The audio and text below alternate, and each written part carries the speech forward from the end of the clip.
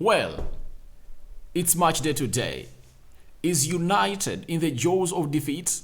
The answer is yes, against Arsenal. Now, can Arsenal dig a result or a win from the jaws of defeat? Yes. Have we done it before? Yes. Can we do it even today? Yes, depending on us, how the players are really going to ahead and really implement the plans of Erik ten Hag. I believe Erik ten Hag is a better calculator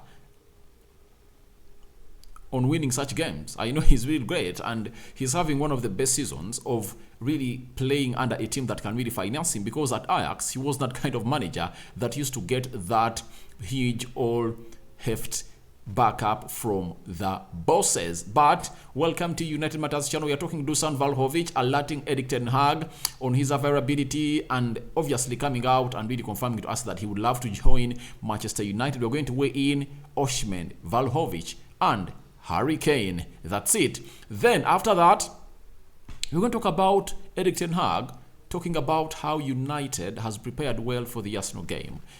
People are really downplaying United because there is no Casemiro. Ten Hag is telling them, we are bringing you a game at the Emirates in London. Now, lastly, there is Facundo Pellistri, and there is a certain tweet that I really saw yesterday that I felt like I have to react to it.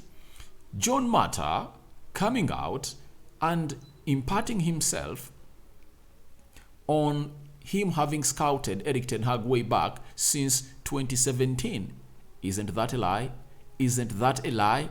That is a total lie according to me. So welcome to this channel. Rokan David is my name. Smash the like button, comment and share. If at all you're watching us for the very first time, lower right bottom corner, that's the place to be. Smash the black button that has the word subscribe, or smashing it, hit the notification bell that will enable you get notified every time I upload a video onto our channel, and that is United Matters channel. And it's a Sunday. Obviously we are going to play a side known as Arsenal. Huge game, big game. Arsenal favorites to win this game of football, but you never know, a shocker might come in through. As I told you, for me, it's going to be a surprise.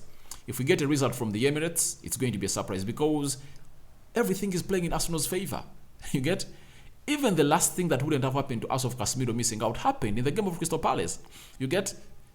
How does Crystal Palace get knocked out of the FA Cup for United to go all out? And for United to go all out and play Crystal Palace in midweek, and Arsenal rested for 7 days. Arsenal have rested for 7 days. United have gone ahead to play again in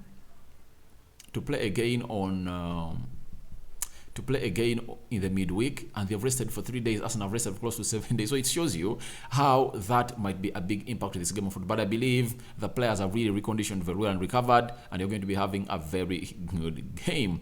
Let's start with Dusan Vlahovic coming in from Grammy Bailey of 90-minute football. He has told us that Manchester United are one of a number of European giants to be offered Juventus striker Dusan Vlahovic. Now, if you don't know the mayhem that Juventus has suffered, you need to know that this is a full storm. A full storm has bombarded Juventus because of them breaking the financial fair play rule. 15 points have been deducted off their season in the Serie A. Now they are having 22 points. They are like 10, 12 points away from the top 4. And secondly, their financial situation is not all that pleasing, meaning that they might find themselves really selling players that they really stabilize back to where they're supposed to be. Now, Paul Pogba has been linked to Manchester United because of that. Dusan Vlahovic is another one, but Dusan Vlahovic is really one that I've picked a lot of interest in because I believe he's a striker that has all the attributes of a modern striker. To me, I'll tell you here, I picked Dusan Vlahovic over Victor Osimhen and over Harry Kane because he's a clinical number 9. He really plays well. He's back to goal. I think he is better. He has a better foot than all of those, especially the football skills. He has the energy, but the skill set, the football intelligence that this guy really holds is really great. Good in the air, good on the floor with his foot. So I pick Dusan Vlahovic over Victor Osimhen and Harry Kane on any day, and I believe he is much cheaper than everyone. If you are telling me that Harry Kane is going in for close to £100 million, and Victor Osimhen 120 million pounds. Oh my God, I can't go for them. This guy is better than them all, and it's good to see to it that the agent of Dusan Vlahovic and Juventus are planning to offer him to Manchester United, as we got a boost of us going to play in the Champions League and having a very good manager. Every player is now really keeping an eye onto us, and if at all he's being given an option to join Manchester United, he say, all right, I have to go there because they're having a very good manager who has gone ahead to improve even players that we thought wouldn't really fit in his system, but because of the board failing to offer him with the options he wanted, he has gone ahead to improve such players. Scott McTominay, look at Aaron Wan-Bissaka, look at Diego Dallo, look at Marcus Rashford. He's really improving. Freddie is really improving. So I believe this man is really an attraction to all the players. That's why Dusan Vlahovic, after that, we are told that, all right, let me throw it in the screen. We are told that Dusan Vlahovic would like to play for Erik ten Hag. This is something that we've gone ahead to really bring back at Manchester United, because it was something that we had lost. We had lost this, that no player would have wanted to come at Manchester United. We never had an attractive manager. That's it. The only attraction he would offer to these players was money. That's it. That's why you see to it that we've been offering ridiculous wages to people. But a player known as Dusan Vlahovic came and saying, I would like to play for Erik ten Hag, that's a plus. And when we say that Erik ten Hag is the best thing that has ever happened to Manchester United ever since Sir Alex Ferguson left, obviously it's great. And after this is when I get to know that everything, or I get to confirm that after 10 years, things change. It's going to be a decade in May, ever since Alex Ferguson left, and that's when we've gotten a proper manager to take us to the next floor of the game of football. So, look at Erik ten Hag attracting these players. United has missed out on very many players.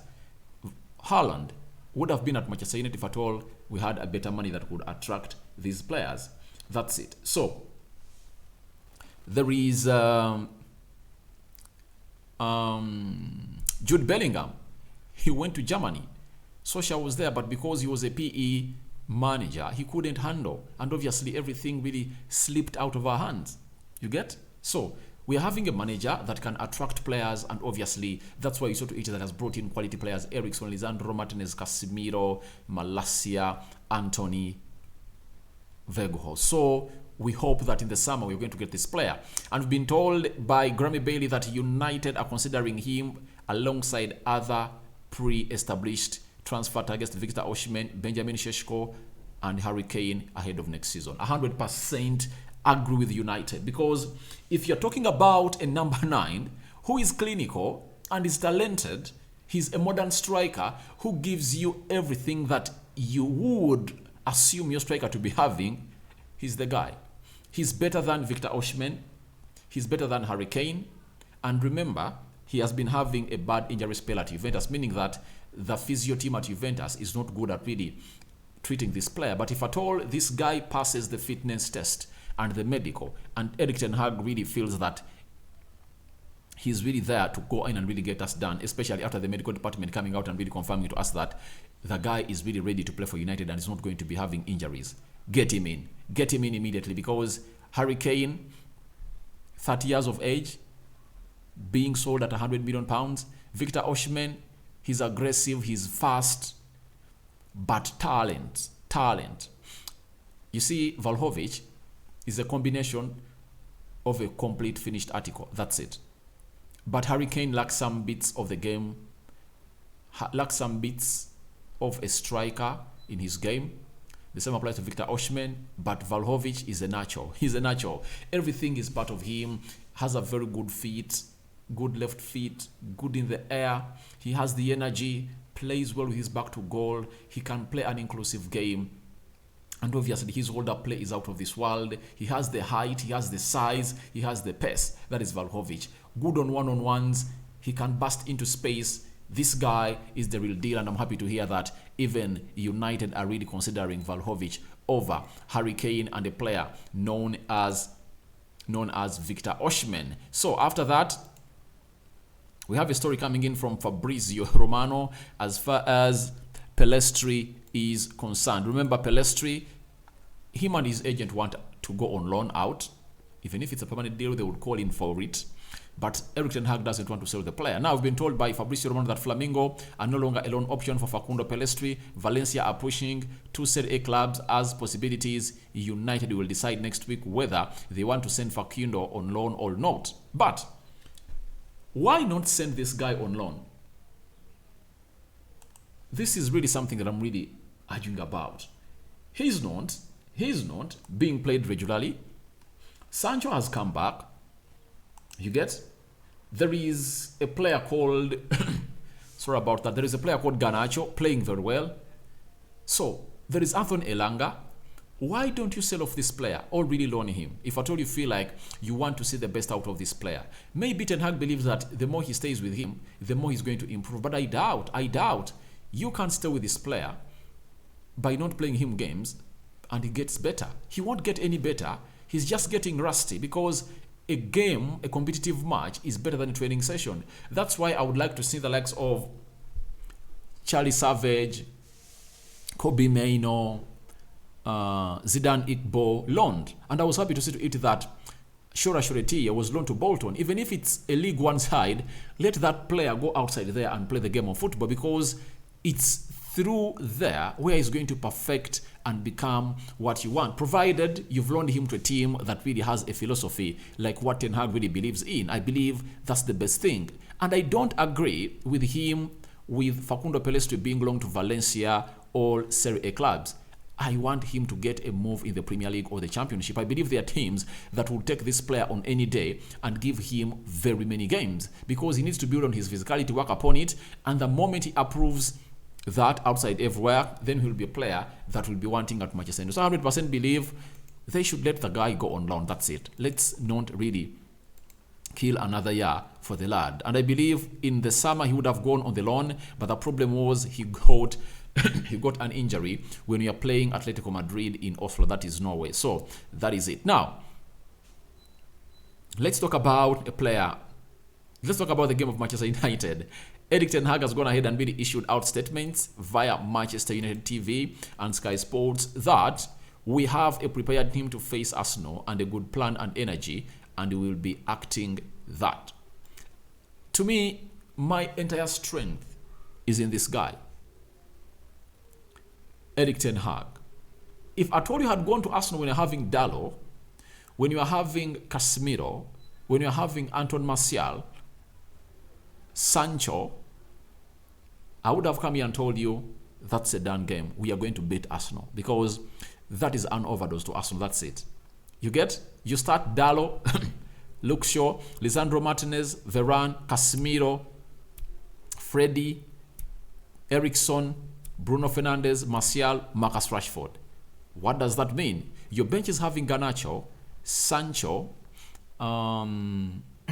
Anthony. Who else? Sancho, Anthony, Weghorst, and Sancho, Anthony, Weghorst, and Garnacho. Meaning that even on the bench, we will be strong. You get? But even if we come out and really do this game of football very well, the only spark we have off the bench is Alejandro Garnacho. No one else. No one else. That's it. So I believe that the only trust I have in us getting a result is Erik ten Hag. That's why I told you that I'm going to be surprised if I totally get a result from the Emirates, because everything is playing in the hands of Arsenal. Everything is playing in the hands of Arsenal. And even today, you might find those decisions of the referee going on the side of Arsenal, as it did for us when you're playing Man City. Obviously, it might be a game decider at Emirates. So let's wait and see what everything is going to happen. And he went ahead to tell us that, and went ahead to let us know about his team news. I think we have a good squad, a competing squad. As you know, Casemiro is absent, but for the rest, we have a good team who has to battle with Arsenal. We have to go head to head, and we are convinced we are in a good way. I worry a little bit when I hear the word head to head. Does Ten Hag believe we've reached a level of really going toe-to-toe with Arsenal? That's it. That's the big question. Are we at that level? Because I believe the best plan for us is to sit back, you get, make it hard for them to score, capitalize onto our intensive press. That's it. You get? Checkmates have to be like checkmates in the midfield, like we did against City. Complete checkmates. That's what we should go for. But if at all Ten Hag is talking about going head-to-head with Arsenal, I would like to see it because I've never doubted his football coaching skills. When he makes the decision to go head-to-head on Arsenal, he would have gone ahead to make his permutations and obviously came up with a result of us being able to take on Arsenal. You get? Because Arsenal is different from City. That's it. City are a high-possessing side. But Arsenal, you can beat their press. You can beat their press. And you can press them and really make them really lose that ball. That's it. So I think if Atoli has gone in for that option, I won't argue him out. I'm waiting for him to really produce a result that is going to surprise me, because for me, any result that is positive at the Emirates, I'm going to be surprised, guys. I repeat it. I'm not a person that is so afraid, but we are really having lots of players that are really out of this game. You get? If Martial was here, he would have said, all right, he's going to really create a moment of magic, do the hold-up play right, create space for Marcus Rashford, and release him anytime we want. He's out. Unless otherwise. But he has not been in the team pictures when they're traveling to London. Dalot, he could create a moment of magic forward, like an assist or a ball across the pitch, which we call a diagonal.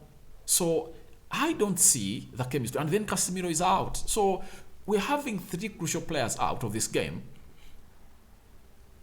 And that really sent me down. I know we can get a result from Arsenal. We can beat Arsenal depending on how good they're going to be. But depending on me mirroring back the game of football we had at Emirates, at Old Trafford, when the way Arsenal played against us, yet we are having 75,000 people seated in that stadium. They are really all over us. Now we are going to their stadium where they are having lots of fans. I think they are favorites. They are favorites. I think it's their day. We can only spoil their day, but the game is there for Arsenal to win. Let's be factual. Let's be factual. But trust in the manager. He's talking about going head-to-head with Arsenal, and I believe he's really going to again and really get us results for this game of football, according to him. Now, guys, as I sign out, I've gone ahead to really feel pissed. Murtough, what are you really want? What are you trying to really insinuate? You see, sometimes we keep quiet because we know and we don't want to humiliate these people. But guess what? We've been told by Jonathan Nescott, a Sunday Times football correspondent, that Ten Hag was seriously on United's ladder since 2017. They sent Matty Willock on loan to Utrecht. Loans arranger Les Parry told Mata. There is a damn good manager there. He sits down with Matty, goes through his clips, gives him a development plan. So, do you know why this is being put out? To draw out a situation that Murtough was really the man behind bringing in Erik Ten Hag. Murtough, Ed Woodward, because by the time had not yet really fully resigned. Had he resigned? He resigned on the 1st of February, yes. Yeah, he had resigned. But we are into that process of really hiring a new manager. Murtough and Richard Arnold, we are going in for Pochettino. That's it. But because of the pressure from the fans, they went in for Ten Hag. Ten Hag is a signing, or a manager that was brought at Manchester United because he was the fans' favorite. Let no one lie to you. So when I hear Murtough coming out and really trying to position himself into this as a genius, I really feel bad, because what genius move have you ever made at United? No genius signing you ever made. The only genius move, or the only one step you made in the direct direction, was to bring Ralf Rangnick, but you later sacked him, hence moving 1,000 foots back. That's the only genius move you ever made at Manchester United. So don't try to put yourself into the coming in of Erik Ten Hag. It was a signature or a move fronted by the fans. This was the fans' favorite, and you had to dance to the tunes of the fans. And obviously, they couldn't pay 30 million euros to bring a manager known as Pochettino, because PSG would have caused for that. 30 million euros. So that's what I had for you. Dusan Vlahovic alerts Erik ten Hag that he really wants to come and play for Manchester United. United in for Vlahovic. Then tell me what you think about Facundo Pellistri. Would you keep him at Manchester United, or would you let him go on loan? And would you allow him to go to Spain or Italy for loan? Because when he went to Spain, it never worked out. Why not loan him to the Premier League or the Championship? All that into the comment section below. Rokan David is my name. It's a Sunday. May the Almighty God bless you abundantly. Do some charity, help the needy, and God will bless you more and more and more. Don't forget to say prayer, because prayers never lie. I'm out.